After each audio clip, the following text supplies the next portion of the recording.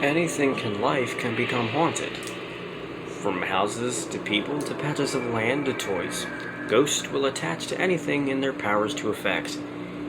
This apparently includes retail stores. Across the US and England, apparently, retail stores like Walmart, Target, Sam's Club, etc. have all been the target of hauntings. Whether from bad choices in placement or from strings of awful murders happening on the property. Ghosts of all ages and types, from benevolent to malicious, have started running amok in stores like a bad Ghostbusters remake. The good news is now that we have a list of the 10 most haunted stores, so you can avoid them in future shopping sprees, or to go to them on purpose. If you're hunting more than just bargains. Number 10. John T. King used in rare books. In Detroit, Michigan, there's no shortage of possible hauntings. In fact, you'd probably expect many places to be haunted, given the amount of ruined buildings, abandoned factories, and the murder rate of almost a murder per day. The most notable haunting in Detroit's retail sector, however, seems to be the ghost that haunts John T. King used in rare books. The store, standing 4 floors tall, housing over 1 million books separated into 900 categories, is also home to a couple of ghosts.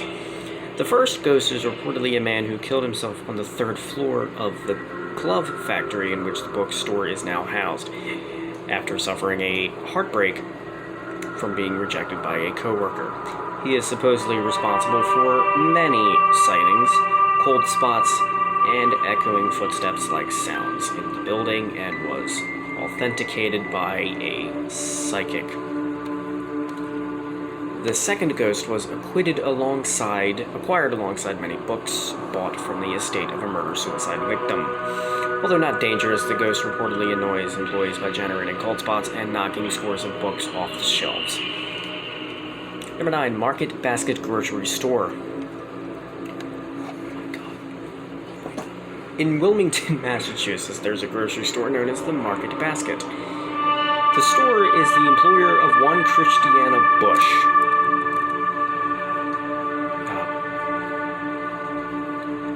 Christiana Bush, a 25-year-old psychology major who has worked for the company since she was 14.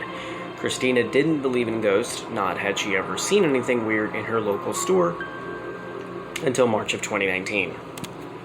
While standing at the bakery counter ringing up another customer, Christina reportedly looked up and saw an elderly woman in a white nightgown and hair cap standing barefoot a few feet away, staring at her. She looked down at the counter and then quickly back up, and the woman had vanished. Startled, she searched the store for the woman, but she had vanished without a trace. Independent research into the situation by Christina turned up few clues, although others responded into the situation by saying they had seen similar apparitions in the store, and one woman claimed to have seen the exact ghost in her own home, just a few blocks from the store. Number 8. San Francisco Safeway. The San Francisco Bay Area is no stranger to hauntings. But perhaps the oddest haunted place is the local Safeway in the Sunset District. Safeway, a national grocery chain, is best known for the jokes about their terrible house brand ice cream, but now might be known for other reasons. Ghosts. The San Francisco Safeway is haunted by at least one incredibly eerie ghost, a little boy about 8 years old. Appearing mostly at or around midnight, the child has been seen by multiple employees, usually sitting on the floor curled in the fetal position or standing in a corner facing a wall with his face hidden. The Safeway was supposedly built on the site of an old hotel which was burned to the ground for insurance money. It is unknown if the boy perished in the flames or if he was there long before that. While his origins remain a mystery, his presence is a concrete fact to those who have seen him. Number 7. Diamond Center. In Anchorage, Alaska, the Diamond Center Mall is a point of some contention. Although few dispute the notion that it is in fact haunted, the arguments come from how it came to be haunted in the first place. Many people claim that the mall was built on a burial ground, the construction stirring up restless spirits. Others assert that no such burial ground could have existed, as the area was barren, layered with hard permafrost before the mall was built. Thus, the ghosts have to be from the many deaths at the mall, from things such as aneurysms, shootings, and freon leaks. They do seem to all agree, however, that the ghosts are mostly found lurking in the bathrooms and hallways and that the three most frequently cited are the woman, who supposedly died while walking, the tall man, and, well, the child. It might be worth a look if you're ever in Alaska. Number 6, Alabama Sam's Club. Oxford, Alabama made a tragic and highly cursed mistake in 2009, letting Walmart build a Sam's Club in their town. This in and of itself would not normally cause too many problems, but this particular Sam's Club decided to take up residence over an area that required them to bulldoze Native American culture or mounds using the dirt as foundation fill. Former mayor of Oxford, Leon Smith, insisted that the mound ain't never be a burial ground, and was a natural formation at most used for smoke signals. The fact that the consultation was plagued by disaster like sinkholes and severe economic troubles didn't seem to bother the people in charge of the project at all. As they plowed ahead with destroying the rock and dirt mound, while the mayor took to claiming he was full-blood Indian in an attempt to stave off criticism, Mayor Leon was decidedly not Native American. Just a dick. Although the store itself has not much poltergeist-like activity since construction, the numerous setbacks and unfortunate accidents during construction suggest that the land is definitely haunted and possibly cursed. Number 5, guitar, amp, and keyboard. Brighton, England has its fair share of ghosts, as does all of Britain, but a personal favorite is the rock and roll ghost of guitar, amp, and keyboard. That was weird. The ghost has been caught on video at least twice, being a spooky little devil, and messing around with customers and merchandise in the store. One video shows that the ghost appearing as a full-body apparition and striding towards a customer who doesn't notice at all. The second, taken while the store was closed, shows the ghost, now invisible, rattling the guitars and pulling a price tag off a fender, throwing it to the ground. Although there could be logical explanations for the moving guitars and snapping price tags, it can't seem to think of any, nor could the store owners. Perhaps the ghost of a frustrated rock star stop in for one last great performance on the way to the Ferryman.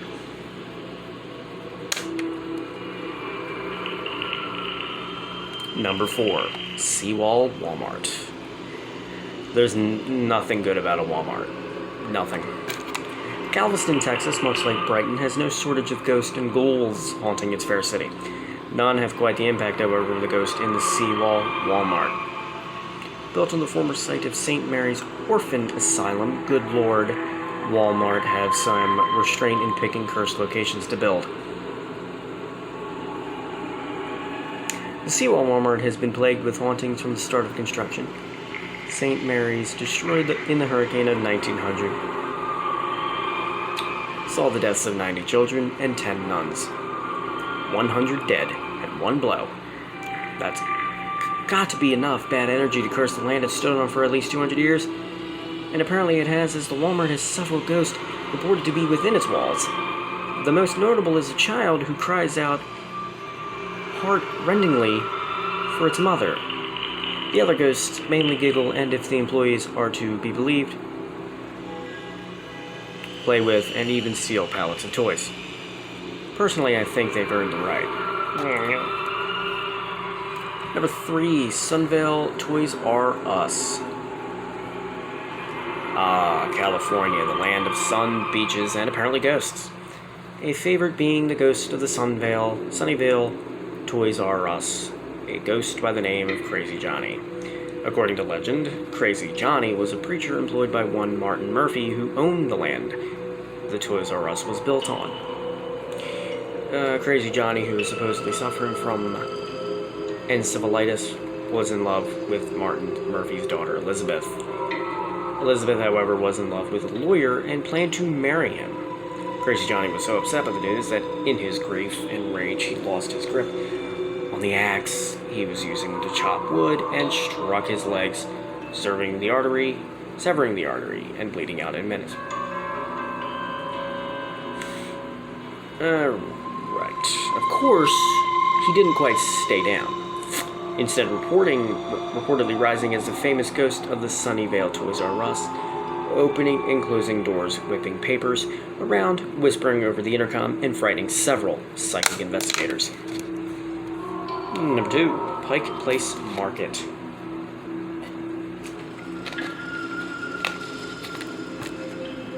Seattle, Washington boasts that it contains the most haunted location in the entire state, and it very might well. Home to at least 5 distinct ghosts, the Pike Place Market is full of knocks, cold spots, and things that go bump in the night. From the sightings of Princess Angeline, an elderly Native American woman with a red scarf and basket, to Jacob, a young boy who wants the bead shop. The ghosts all have distinct personalities and living identities. One of the ghosts, Nora the Psychic, is said to inhabit a crystal ball in Sheila's magic shop and moves the inventory through all hours of the night. And number 1, Murder Kroger. Atlanta, Georgia may not be the most haunted town in the state. That honor goes to Savannah, Georgia instead. But it does have the most unique hauntings. No Civil War ghosts or lingering spirits of the Victorian era here. Instead, Atlanta hosts the infamous Murder Kroger. Murder Kroger, as its name suggests, has been the site of at least 4 murders since 1991. The first, Cynthia Purilu, was shot in the parking lot. In 2002, a dead body was found in a car in front of the Kroger, followed by a murder in a building which shared the parking lot. The unfortunate Kroger, and yet another shooting in 2015. Though no one had been able to provide evidence of ghosts, many residents of the neighborhood surrounding the Kroger have reported that the entire place has a nasty energy too, a feeling of anger. Or did, until they tore it down and put up another Kroger in its place in late 2019. The new Kroger, with a roof covered in grass and beehives, has inherited the nickname, but supposedly not the bad juju. Yet.